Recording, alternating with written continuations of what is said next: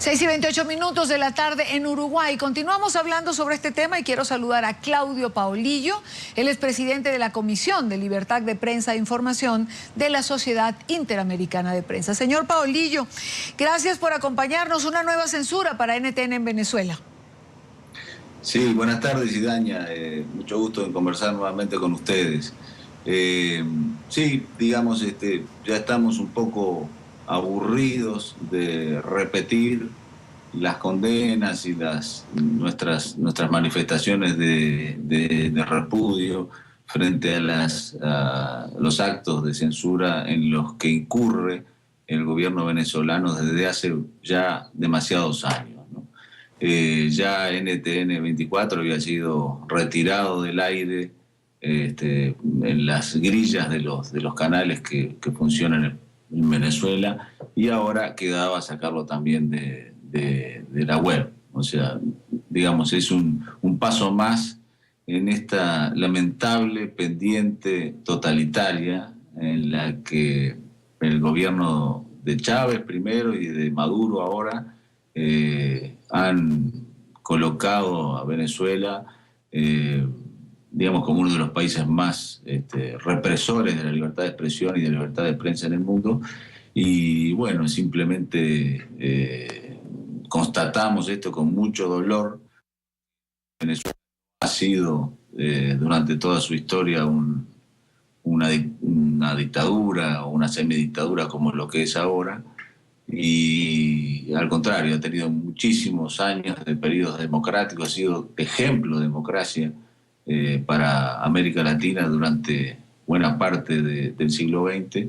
Esto es una situación desgraciada, pero, como siempre digo, las dictaduras o los gobiernos totalitarios o autoritarios como el venezolano no duran para siempre. Un día se terminan y ese día vuelve la libertad, y ese día los déspotas son enjuiciados. Tardará mucho, tardará poco, pero esto va a pasar.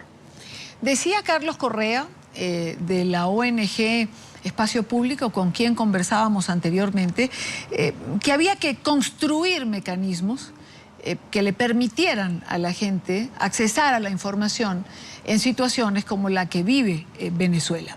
Sin embargo, no es fácil, es decir, es complicado, porque hemos hablado en otras oportunidades de que nadie, o mejor dicho, no es tan sencillo llenar el espacio de los medios tradicionales. La mayoría de la gente está aprendiendo a manejar todo lo que trae la tecnología. ¿Cómo combatir, cómo lidiar con esto?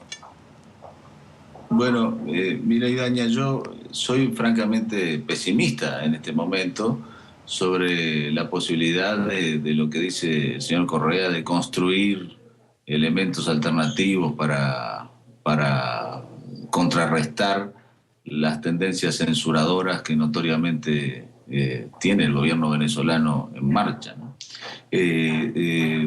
Es así porque si uno mira cualquier noticia que exista, que ocurra en el mundo, y busca en Google, por ejemplo, las primeras noticias que aparecen son las que producen los periodistas que trabajan en los medios de comunicación. Cuando uno dice que googlea algo y busca información allí, en realidad está viendo al comienzo y al final, está viendo noticias no producidas por ciudadanos por su cuenta, sino noticias producidas por periodistas que trabajan en medios de comunicación.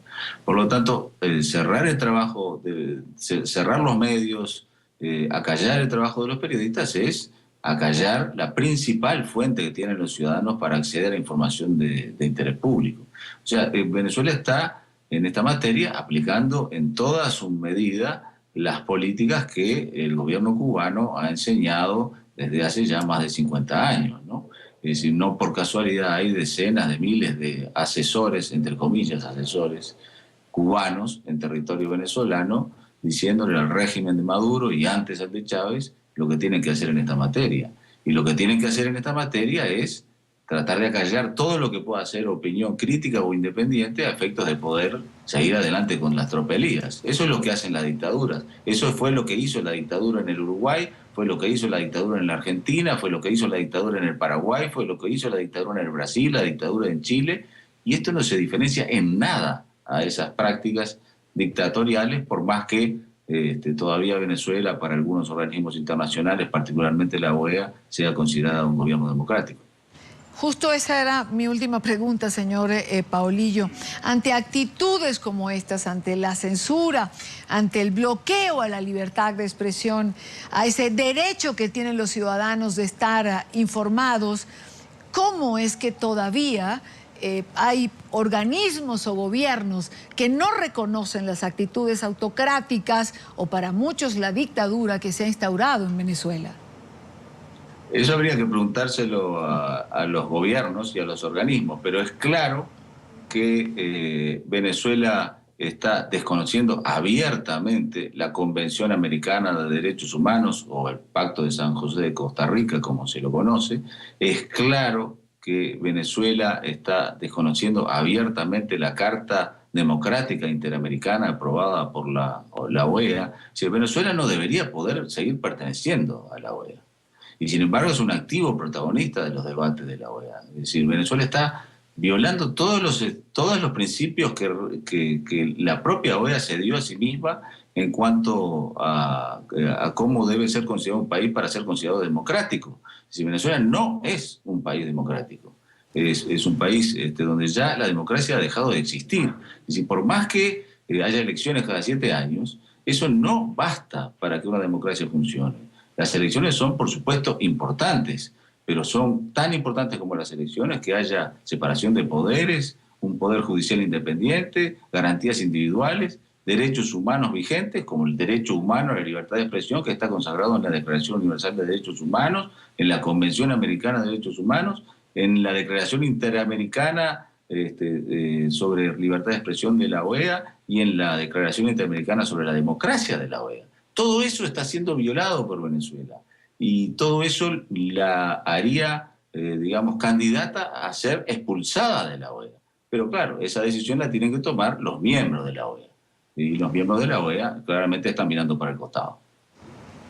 Quiero darle las gracias a Claudio Paulillo, presidente de la Comisión de Libertad de Prensa e Información de la Sociedad Interamericana de Prensa. Gracias, señor Paulillo, por acompañarnos.